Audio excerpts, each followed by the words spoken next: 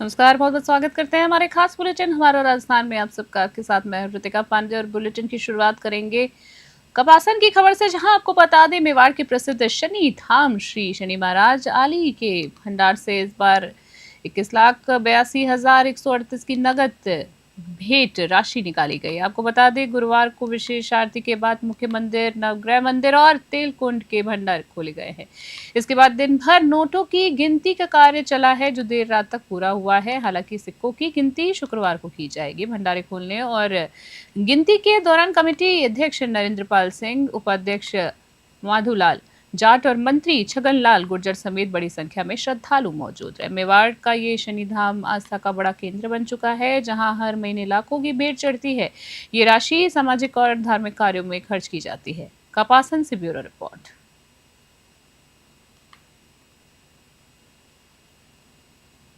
मामले से खबर देख रहे हैं। उदयपुर के गुडली औद्योगिक क्षेत्र रिको स्थित मोदी केमिकल फैक्ट्री में मंगलवार दोपहर ट्रक ड्राइवर रामलाल गाडरी की करंट लगने से मौत हो गई है। आपको बता दें रामलाल गाडरी की करंट लगने से मौत हो गई, जिस पर ट्रक पर तिरपाल लगाते समय वह ऊपर से गुजर रही हाई टेंशन की लाइन की चपेट में आ गया। महज 2 सेकंड में उसकी मौत हो गई। बताया जा रहा है बुधवार को परिजन और समाज के लोग फैक्ट्री गेट पर धरने पर बैठ गए। मौके पर माहौल तनावपूर्ण रहा। वहीं मामले विधायक, प्रशासन और पुलिस अधिकारियों की मौजूदगी में 7.5 लाख मुआवजे पर सहमति बनी है। मृतक रामलाल अपने परिवार का इकलौता कमाने वाला सदस्य था। उसके 2 बच्चे हैं, 15 वर्षीय बेटा और 9 वर्षीय बेटी है। हादसे के बाद परिवार बेसहारा हो गया है। वहीं बताया गया है कि फैक्ट्री प्रबंधन ने पहले ही बिजली विभाग से तारों को हटाने की शिकायत की थी, लेकिन कार्रवाई नहीं की गई। मामले से मनीष दाधीज की खास रिपोर्ट।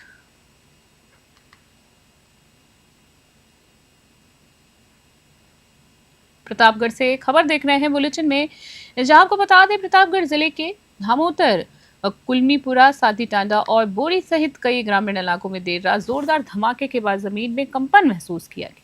इससे लोग घबराकर घरों से बाहर निकल गए। वहीं बताया जा रहा है ग्रामीणों के अनुसार पहले जोरदार आवाजें हुई और फिर करीब 2 सेकंड तक जमीन हिली। सोशल मीडिया पर घटना की जानकारी तेजी से फैली और कुछ सीसीटीवी फुटेज में मकानों के हिलने के दृश्य भी जो है वो सामने आए। हालांकि मौसम विभाग या प्रशासन ने अभी तक भूकंप की पुष्टि नहीं की है। कलेक्टर डॉक्टर अंजलि राजौरिया ने इस मामले को गंभीरता से लेते हुए जांच दलों को गांव में भेजा है और लोगों से शांत और सतर्क रहने की भी अपील की गई है। प्रतापगढ़ से तेजकरण राठौर की रिपोर्ट।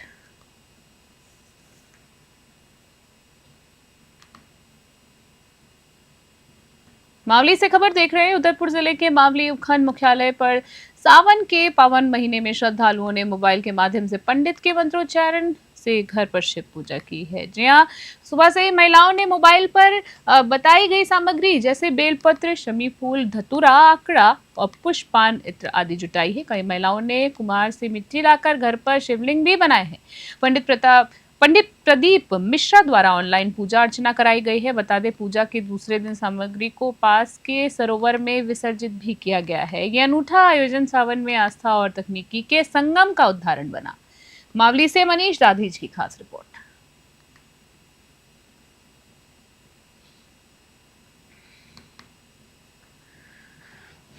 प्रतापगढ़ से खबर देख रहे हैं, जहां आपको बता दें प्रतापगढ़ में आज हरियाली अमावस्या का पर्व उत्साह और आस्था के साथ मनाया जा रहा है। मंदिरों में दर्शन के लिए श्रद्धालुओं की भीड़ उमड़ी है, तो बाजारों में रबड़ी और मालपुए की दुकानों पर भी ग्राहकों की लंबी कतारें देखने को मिली।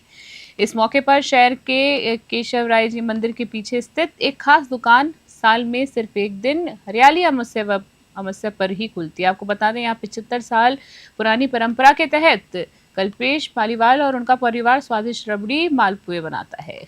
साथ ही ग्राहक अली हुसैन ने बताया है इस दुकान के व्यंजन की बात ही कुछ अलग है। हम पूरे साल इसी दिन का इंतजार करते हैं। कल्पेश बताते हैं कि बाकी साल वे दूसरा व्यापार करते हैं, लेकिन पारंपरिक परंपरा और श्रद्धा के कारण हरियाली अमावस्या पर ये दुकान जरूर खोलते हैं। ये नज़ारा परंपरा और स्वाद और श्रद्धा के संगम की मिसाल बन गया। प्रतापगढ़ से तेजकरण राठौर की रिपोर्ट।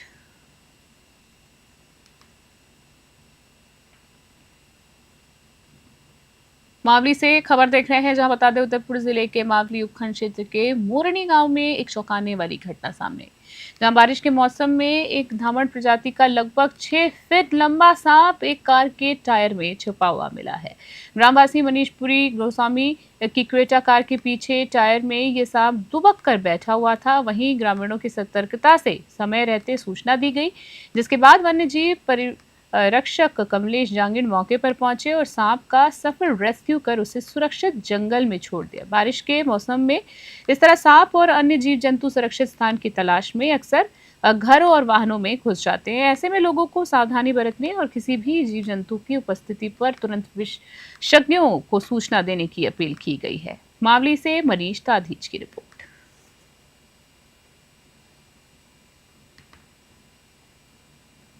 धौलपुर से खबर देख रहे हैं, जहां बता दें धौलपुर में नव पदस्थापित पुलिस अधीक्षक विकास सांगवान आईपीएस ने बुधवार को पुलिस अधीक्षक कार्यालय का निरीक्षण कर विभिन्न शाखाओं की कार्य प्रणाली का सूक्ष्म अवलोकन किया है। निरीक्षण के दौरान उन्होंने गोपनीय शाखा, साथ ही परिवार शाखा, सांख्यिकी शाखा, महिला अनुसंधान प्रकोष्ठ, साइबर सेल, मानव तस्करी यूनिट और आवक जावक अनुभाग का दौरा कर स्वास्थ्य व्यवस्थाएं परखी हैं। बताएं आपको कि जहां पर एसपी सांगवान ने कार्मिकों से व्यक्तिगत परिचय लेकर जिम्मेदारियों की जानकारी ली है, सभी को समयबद्ध और निष्ठापूर्वक काम करने के भी निर्देश दिए हैं। उन्होंने रिकॉर्ड संधारण की सराहना करते हुए स्पष्ट कहा है कि कोई भी काम अनावश्यक रूप से लंबित नहीं रहना चाहिए। धौलपुर से संजय खसाना की खास रिपोर्ट।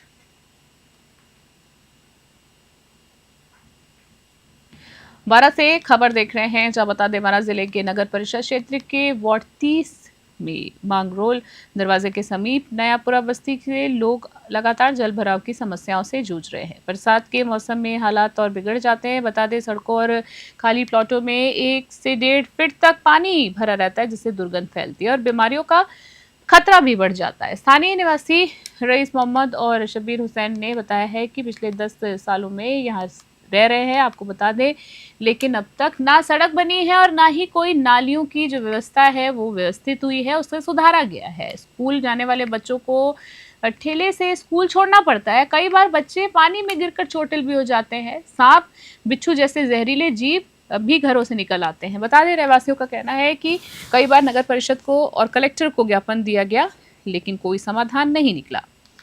बारा से हरीश शर्मा की रिपोर्ट। यहाँ पे क्या है कि 12 महीने तो पानी भरा रहता है और बरसात जैसे आती है ना, तो यहाँ पे और ज्यादा जल भरा हो जाता है और बच्चों को ना निकलने में बहुत ज्यादा परेशानी आती है। और ज्यादा करके तो लेडीज को और बच्चों को जो मतलब पढ़ने जाती है ना, ये उनको ज्यादा परेशानी आती है। और इनको बच्चों को क्या है कि ना ठेले में रख के बिठा करके और है ना बड़े सावधानी से ले जाना पड़ता है इनको। और छोटे छोटे बच्चे अलग है और लेडीजों को बहुत ज्यादा परेशानी आती है। कितने टाइम से सर ये पानी भरा हुआ है? कितने टाइम से पानी भरा रहता है यहाँ पर? यहाँ तो 12 महीने ही पानी भरा रहता है। यहाँ पे क्या है कि बिल्कुल भी निकास नहीं है। यहाँ भारत से खबर देख रहे हैं, जहां जिले के शाहबाद कस्बे के समीप नेशनल हाईवे 27 से गुजरते समय बुधवार को चट्टानों पर पैंथर के जोड़े को देखा गया है। जी हां, शाहबाद कस्बे के समीप नेशनल हाईवे 27 से गुजरते समय लोगों ने चट्टानों पर पैंथर के जोड़े को देखा। वाहन चालकों ने इस दुर्लभ नज़ारे को मोबाइल कैमरों में कैद कर लिया है। शाहबाद घाटी में एक साथ 2 पैंथरों की यह पहली साइटिंग मानी जा रही है। बता दें, स्थानीय लोगों के अनुसार ये इलाका शाहबाद रिजर्व कन्वर्जन क्षेत्र से सटा हुआ है, जहां पहले भी पैंथरों की मौजूदगी दर्ज की गई है। कन्वर्जेशन क्षेत्र से सटा होने के कारण मौजूदगी दर्ज की गई, लेकिन एक साथ जुड़ा देखे जाने की वन्यजीव गतिविधियों में बढ़ोतरी का संकेत भी माना जा रहा है। बता दें, वन विभाग के अनुसार इस क्षेत्र में 10 से 11 पैंथरों की उपस्थिति दर्ज हुई। लगातार गतिविधियों को देखते हुए विभाग ने सुबह और देर शाम यात्रा के दौरान सतर्कता बरतने की सलाह दी है। विभाग की टीम गश्त कर रही है और ग्रामीणों और राहगीरों से पैंथर दिखने पर शांत रहने और तुरंत सूचना देने की अपील की गई है। शाहबाद की जैव विविधता जहां प्राकृतिक संतुलन का प्रतीक है, वहीं आमजन की सुरक्षा भी सर्वोपरि मानी जा रही है। ऐसे में जरूरी है कि लोग सजग और जिम्मेदार पूर्ण व्यवहार रखें। बारा से हरीश शर्मा की खास रिपोर्ट।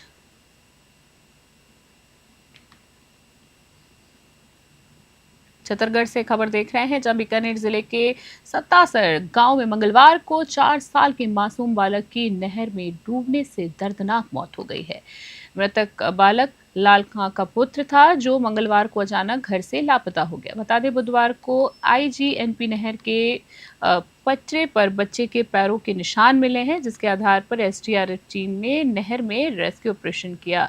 छतरगढ़ थानाधिकारी भजनलाल साथ ही ग्रामीणों और परिजनों की मौजूदगी में टीम लगातार तलाशी अभियान चला रही थी। कई घंटों की मशक्कत के बाद नहर के आदि 620 पर बच्चे का शव बरामद हुआ है। मासूम की मौत से गांव में शोक का माहौल है। प्रशासन ने शव को पोस्टमार्टम के लिए भिजवाया है और आगे की कार्रवाई जारी है। छतरगढ़ से धर्मपाल लेखा की रिपोर्ट।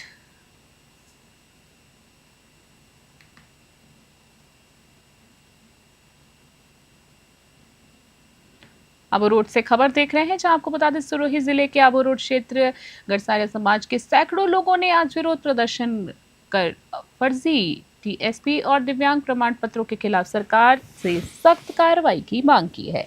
प्रदर्शनकारियों का आरोप है कि बाहरी लोग फर्जी दस्तावेज बनवाकर टीएसपी क्षेत्र की नौकरियां पर कब्जा कर रहे हैं, वहीं जिससे स्थानीय युवक वंचित हो रहे हैं। समाज का कहना है कि 1970 से पहले की स्थायी निवास की शर्त के बावजूद फर्जीवाड़ा हो रहा है। आंदोलनकारियों ने मुख्यमंत्री, जिला कलेक्टर और एसडीएम को ज्ञापन सौंपा है। चेतावनी दी गई है कि यदि शीघ्र निष्पक्ष जांच शुरू नहीं हुई तो आंदोलन और तेज होगा। प्रशासन की चुप्पी पर समाज में आक्रोश भी देखा गया।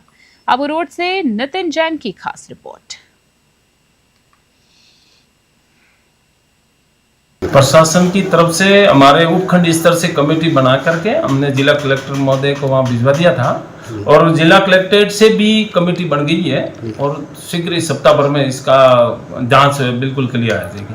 सर, ये प्रमाण पत्र बन गए, उसकी जानकारी तक नहीं हो पाई, किस तरह से बने? ये तो एक ही टीएसपी का प्रमाण पत्र जो फर्जी संज्ञान में आया है, बाकी तो जो है वो दिव्यांग के प्रमाण पत्र है, वो मेडिकल डिपार्टमेंट उसकी तो जांच करेगा जी। और एक ही है जो सर्टिफिकेट ये पहले जारी हुआ है 2022 में जी। 2022 का ये जो सर्टिफिकेट है, इसकी जो हमारी स्तर से करीब जांच हो गई है, उपखंड स्तर से हो गई है। संगठनों के जनप्रतिनिधि ने एकजुटता दिखाते हुए आज ये जन आंदोलन किया है। आबू रोड के अंदर जो फर्जी टीएसपीओं से नौकरी लग गए, बाहर के नागौर के, धौलपुर के, भरतपुर के लोग आके, उनके खिलाफ जांचें चल रही हैं। जिला कलेक्टर महोदय ने भी एक कमेटी बनाई थी, परंतु उनके खिलाफ कोई सख्त कार्रवाई नहीं हो रही है। इसको लेके आज सारे ग्रामीण क्षेत्र के जो जनप्रतिनिधि हैं, पूर्व प्रधान हैं, प्रधान, वर्तमान प्रधान हैं, सरपंच हैं, सब ने ये आंदोलन किया था। आज हमने एसडीएम साहब को ज्ञापन दिया है कि एक एसआईटी से इस पूरे प्रकरण की जांच कराई जाए। एसआईटी की जांच में जिन पटवारियों ने, जिन तत्कालीन तहसीलदारों ने, जिन एसडीएमओ ने, जिन डॉक्टरों ने ये फर्जी प्रमाण पत्र जारी कर हमारे स्थानीय टीएसपी के लोगों का हक मारा है, हमारे आबू रोड वासियों का हक मारा है, उनके खिलाफ सख्त से सख्त कार्रवाई करने की आज हमने मांग करी है। आज शांतिपूर्ण तरीके से हजारों जनों ने एसडीएम ऑफिस पर पहुंच कर ये ज्ञापन दिया है। मिर्ता सिटी से खबर देख रहे हैं, जहां बता दें, स्मार्ट मीटरों की बढ़ती शिकायतों को लेकर कांग्रेस कार्यकर्ताओं ने सोमवार को जोरदार प्रदर्शन किया है। कांग्रेस कार्यालय से कचहरी तक रैली निकाली गई है और स्मार्ट मीटर का पुतला दहन कर विरोध जताया गया। प्रदर्शन में पूर्व विधायक रामचंद्र जारूरा, साथी चिमन वाल्मीकि, नेवाराम बेड़ा, जाकिर खान सहित बड़ी संख्या में कार्यकर्ता और नागरिक शामिल हुए। बता दें, प्रदर्शन के दौरान उपभोक्ताओं ने अपने बिजली बिल दिखाकर बताया कि स्मार्ट मीटर लगने के बाद बिलों में भारी बढ़ोतरी हो रही। लोगों का आरोप था कि बिजली गुल होने पर भी मीटर की रीडिंग बढ़ती है। वहीं भावुक हुए एक कार्यकर्ता प्रदर्शन के दौरान रो पड़ा। जनता ने स्मार्ट मीटर हटाने की मांग की। मिर्ता सिटी से सुशील दिवाकर की खास रिपोर्ट। वार्ड नंबर 14 में रहता हूँ और मेरा मकान ये जब एक महीने का बिल चालू किया ना, 2 महीने का बिल आते थे, जब 4035 रुपये आते, 4035 रुपये आते थे। और स्मार्ट मीटर लगाने के बाद में पर महीने अभी हमारे 8000 रुपये आए हैं, मतलब 10-10,500 रुपये आए थे और उस पर इन्होंने 2,500 रुपये मेरे कम किए। क्या क्या मीटर रीडिंग गलत लिखी हुई है। वार्ड नंबर 14 में राजगढ़ से खबर देख रहे हैं, जहां आपको बता दें, राजगढ़ के प्रताप स्टेडियम में 4.38 करोड़ रुपए की लागत से बने राजकीय महिला महाविद्यालय के नवीन भवन का विधिवत उद्घाटन किया गया। प्राचार्य राव सज्जन सिंह ने मां सरस्वती के चित्र पर दीप प्रज्वलित कर कार्यक्रम का शुभारंभ किया। इससे पहले हवन और छात्राओं द्वारा सांस्कृतिक प्रस्तुति भी दी गई है। आपको बता दें, महाविद्यालय परिसर में वृक्षारोपण भी किया गया है। प्राचार्य सिंह ने बताया है कि महाविद्यालय में वर्तमान में 600 छात्राएं अध्ययनरत हैं, जबकि सत्र 2025-26 के लिए 200 छात्राओं का प्रवेश हो चुका है। कॉलेज में हिंदी, अंग्रेजी, भूगोल और राजनीति विज्ञान जैसे विषयों की पढ़ाई हो रही है। पानी की समस्या को जल्द दूर किया जाएगा। राजगढ़ से अखिलेश वशिष्ठ की विशेष रिपोर्ट। गवर्नमेंट गर्ल्स कॉलेज का अपना स्वयं का भवन जो राज्य सरकार के द्वारा 4.38 करोड़ रुपए से बना है, उसका विधिवत प्रथम सत्र और उसके साथ साथ भवन का आज उद्घाटन किया गया। इसमें 600 के आसपास बच्चियां पढ़ती हैं और नए सत्र 2025-26 के लिए भी 200 बच्चों ने एडमिशन की प्रक्रिया चल रही है। नए भवन के अंदर सभी सब्जेक्ट्स हैं, जिसमें geography, political science, Hindi literature, English literature, sociology, drawing, painting, ये सब्जेक्ट्स हैं। गवर्नमेंट गर्ल्स कॉलेज का मेड़ता सिटी से खबर देख रहे हैं, जहां पॉक्सो मामलों के विशिष्ट लोक अभियोजक संख्या 2 के रूप में रामकिशोर पंचारिया ने सोमवार को विधिवत रूप से कार्यभार ग्रहण किया है। इस अवसर पर अधिवक्ता संघ और स्थानीय गणमान्य नागरिकों द्वारा उनका स्वागत किया गया। स्वागत समारोह में दौलत सिंह राठौर, शिव दलाल सिंह, साथ ही आपको बता दें भाजपा नेता सीपी पुजारी, नवरत्न सिंह भी सहित कई लोग मौजूद रहे। पंचारिया की नियुक्ति से पॉक्सो अधिनियम से जुड़े मामलों में न्यायिक प्रक्रिया को गति और मजबूती मिलने की उम्मीद जताई जा रही है। मेड़ता सिटी से सुशील दिवाकर की खास रिपोर्ट। मुझे राजस्थान सरकार द्वारा न्यायालय 2 नंबर में उपयोजित इसलिए राज्य सरकार को धन्यवाद। और मैं पूर्ण निष्ठा से पीड़ित पक्षकार की पैरवी करूंगा और पूर्ण निष्ठा। खबर आ रही है, जहां को बता दें राजस्थान विश्वविद्यालय के एनएसयूआई छात्र नेता किशन बैरवा ने छात्र संघ चुनाव बहाल कराने को लेकर गुनेर स्थित जगदीश महाराज के दरबार में अनोखी अर्जी लगाई है।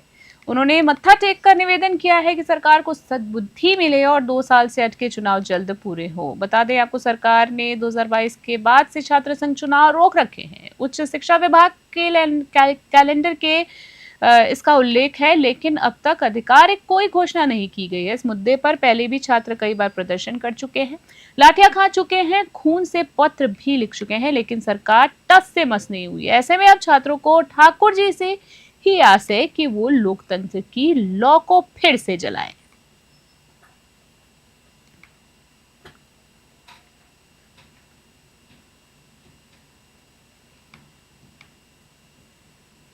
जयपुर से खबर आ रही है बुलेटिन में, जहां आपको बता दें दिल्ली में आयोजित Republican party of India Athawale की राष्ट्रीय कार्यकारिणी बैठक में श्री रामदास आठवले को एक बार फिर सर्वसम्मति से पार्टी का राष्ट्रीय अध्यक्ष चुना गया है। इस बैठक में नवनिर्वाचित राष्ट्रीय पदाधिकारियों का भी चयन किया गया है और पार्टी के संगठनात्मक विस्तार पर भी चर्चा हुई है। इस अवसर पर राजस्थान प्रदेश अध्यक्ष डॉक्टर राधा मोहन सैनी ने श्री आठवले और समस्त नवनियुक्त पदाधिकारियों को बधाई दी है। बता दें, उन्होंने कहा है कि श्री आठवले के नेतृत्व में पार्टी ने सामाजिक न्याय और दलित सशक्तिकरण के क्षेत्र में उल्लेखनीय काम किए हैं। बैठक के लिए गए निर्णयों से संगठन को देश भर में नई मजबूती मिलेगी और पार्टी जनहित मुद्दों को प्रमुखता से उठा पाएगी।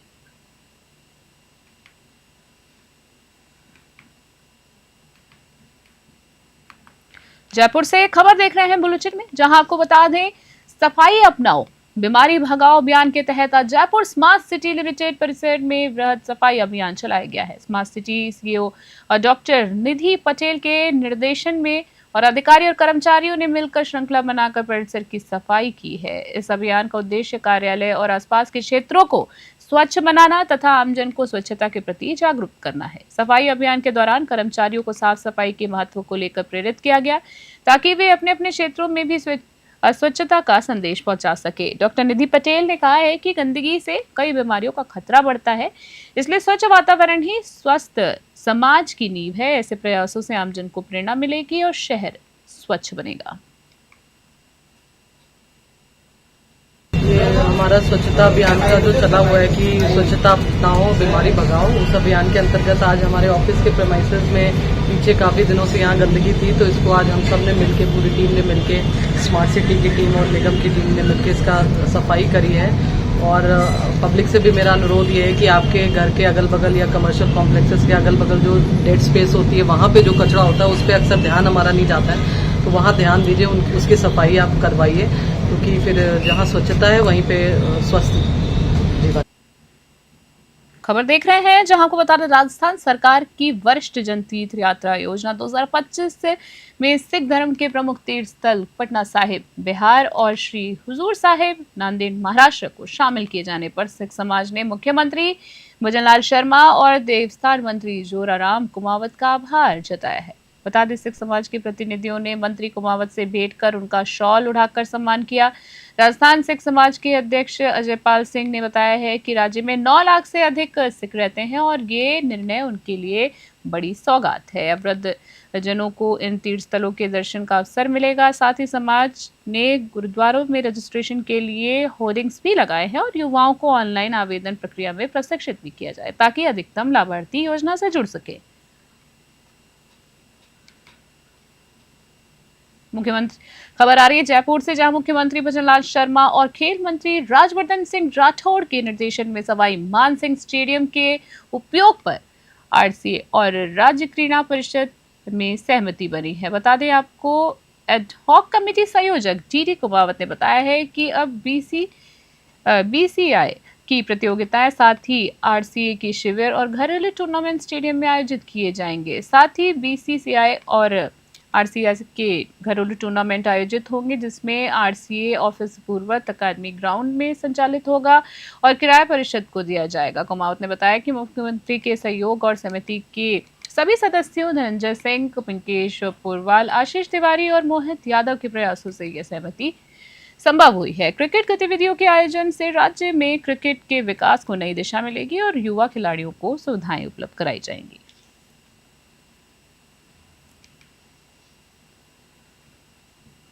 बसवा से खबर देख रहे हैं, जहां उपखंड क्षेत्र के तहसील परिसर में आयोजित जन सुनवाई कार्यक्रम के दौरान पंचायती राज मंत्रालय का कर्मचारी संगठन ने अपनी विभिन्न मांगों को लेकर जोरदार विरोध जताया है। संगठन के ब्लॉक अध्यक्ष लालाराम मीणा के नेतृत्व में प्रतिनिधिमंडल ने विधायक भागचंद ठाकरा को माननीय मुख्यमंत्री के नाम ज्ञापन सौंपा।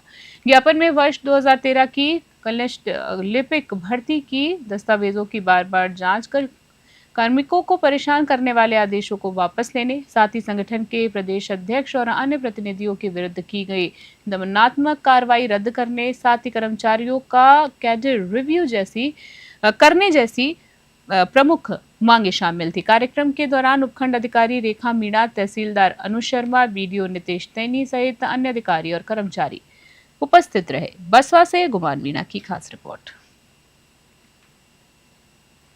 बसवा से खबर देख रहे हैं बुलेटिन में, जहां 15 जून को दिल्ली में हुए राष्ट्रीय गौ सेवा सम्मान समारोह में कुछ गौ सेवक भीड़ अधिक होने के कारण सम्मान से वंचित रह गए थे। इन्हीं गौ सेवकों को अब बसवा में आयोजित कार्यक्रम में एसडीएम रेखा मीणा द्वारा सम्मानित किया गया है। कार्यक्रम में ब्रजवासी गौ रक्षक सेना के प्रदेश सचिव सुरेश पुजारी की विशेष मौजूदगी रही। बता दें, इस अवसर पर मुकेश तैनी मादिकुई, जितेंद्र योगी, हर्षित दाधीश, दीपक योगी, मुकेश तैनी बसवा, मनीष परिवा, साथ ही मनीष परेवा, विनोद सैनी, राकेश तैनी, सुरेंद्र कुमार सैनी राजगढ़, गुलशन योगी और सचिव चावरिया को सम्मानित कर प्रमाण पत्र प्रदान किए गए हैं। गौरतलब है कि बसवा गौ सेवा टीम को पूरे भारत में नंबर 1 टीम घोषित किया गया था। दौसा से डिवीजन हेड गुमान मीणा की खास रिपोर्ट।